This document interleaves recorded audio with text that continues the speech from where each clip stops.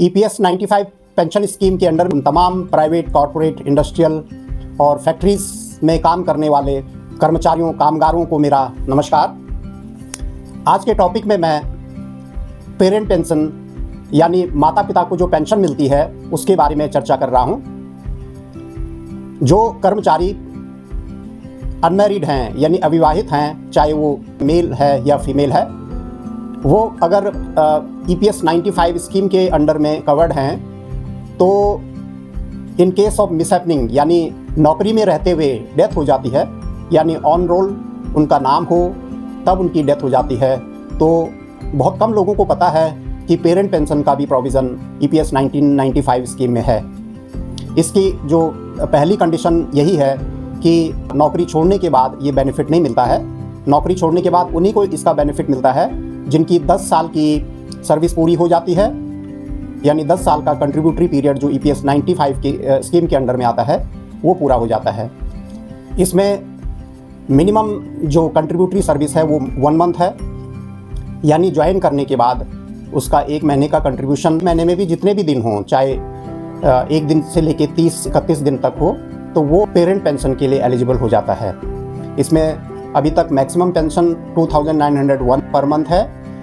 इसलिए जो लोग इस चीज़ के बारे में अनभिज्ञ हों, जिनको मालूम ना हो, उनको ये जानना आवश्यक है, क्योंकि माता पिता के लिए बच्चे बहुत बड़ी एक संपत्ति होती हैं और अगर बच्चा चला जाए तो माता पिता के लिए सरकार ने EPS पेंशन 1995 में ये जो प्रोविज़न किया हुआ है कि उनको कुछ तो सांत्वना के तौर पर एक छोटा सा अमाउंट पेंशन के रूप में चला जाए।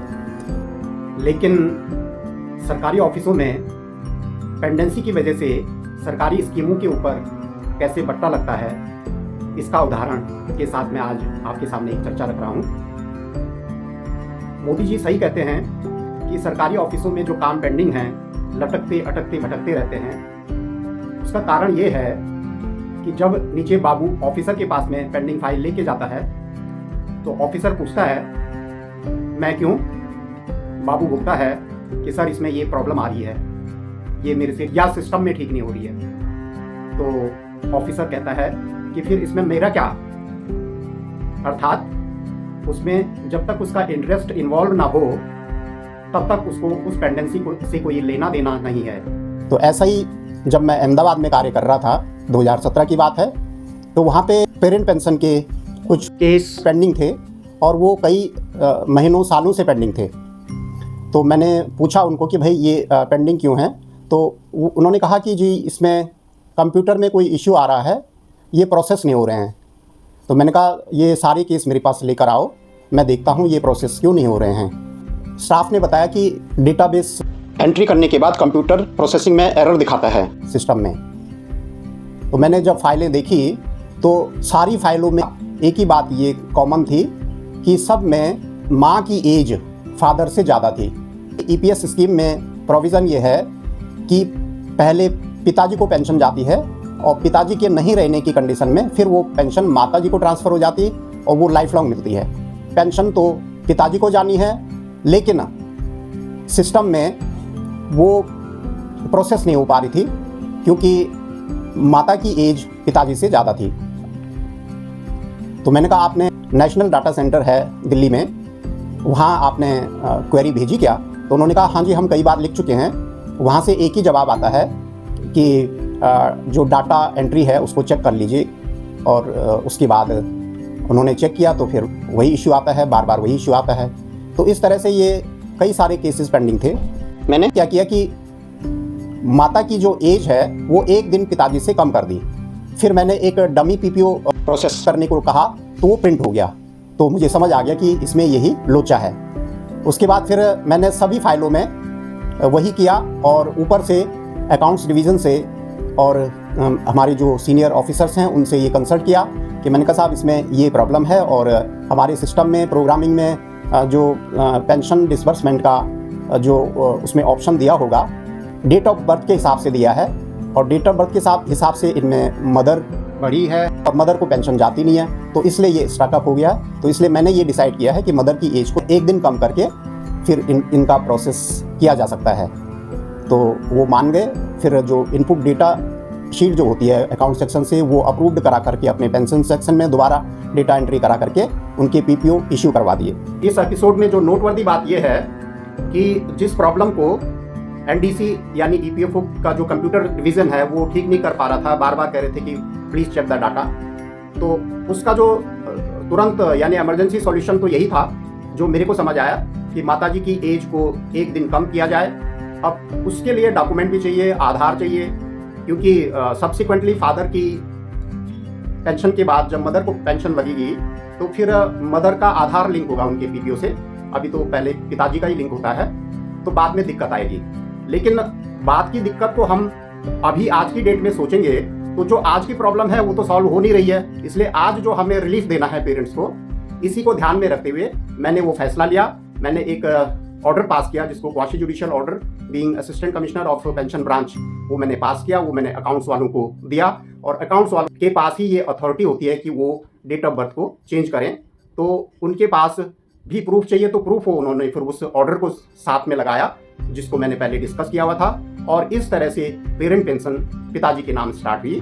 तो इसमें जो है एक रिस्क लेने वाली बात है। कोई भी कमिश्नर इतना बड़ा रिस्क नहीं लेता है, क्योंकि बात वही है कि जैसे मोदी जी कहते हैं इसमें मैं क्यों मेरा क्या। लेकिन जो ऑब्जेक्टिव है हमारी ईपीएस पेंशन 1995 का, पेरेंट पेंशन का, उसको मीट आउट करने के लिए कभी कभार हमें आउट ऑफ द वे भी जाना जरूरी हो जाता है, और that too with the application of mind. तो मुझे जो है इस बात पे बड़ा फक्र है कि मैंने आउट ऑफ द वे जा करके मामले को सुलझाया और पेरेंट्स को रिलीफ दिया।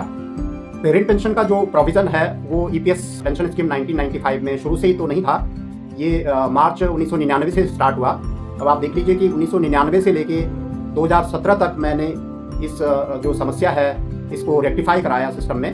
तब तक ऑल ओवर इंडिया कितने केसेस पेंडिंग रहे होंगे इसका अंदाज़ा लगाया जा सकता है, क्योंकि ऑल ओवर इंडिया हमारा एक ही सर्वर काम करता है, वो जिसका हेडक्वार्टर दिल्ली में है नेशनल डाटा सेंटर के नाम से, और वहीं से जितनी भी कंप्यूटर सिस्टम में इम्प्लीमेंटेशन होती हैं, इनोवेशन होती हैं, चेंजेस होते हैं, उस वहीं से स्टार्ट होते हैं।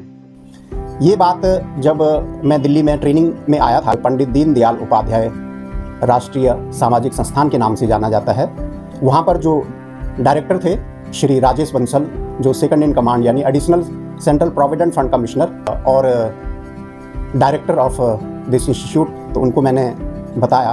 तो उन्होंने ट्रेनिंग में सभी से इंट्रोडक्शन लिया, सभी जितने भी पार्टिसिपेंट्स थे उसमें 40-50 लोग थे हम वहाँ पे, सारे असिस्टेंट कमिश्नर्स थे।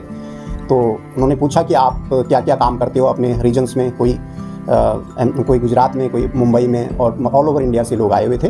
तो सब ने अपना अपना बताया कि हम रिकवरी करते हैं, ड्यूज एसेस करते हैं, और अगर रिकवरी नहीं आती तो फिर हम जो है अरेस्ट वारंट भेजते हैं, और प्रॉपर्टीज़ को अटैच यानी कुर्की करके उसको सेल आउट करके ये करते हैं, डैमेजेस एसेस करते हैं लेट पेमेंट्स के ऊपर।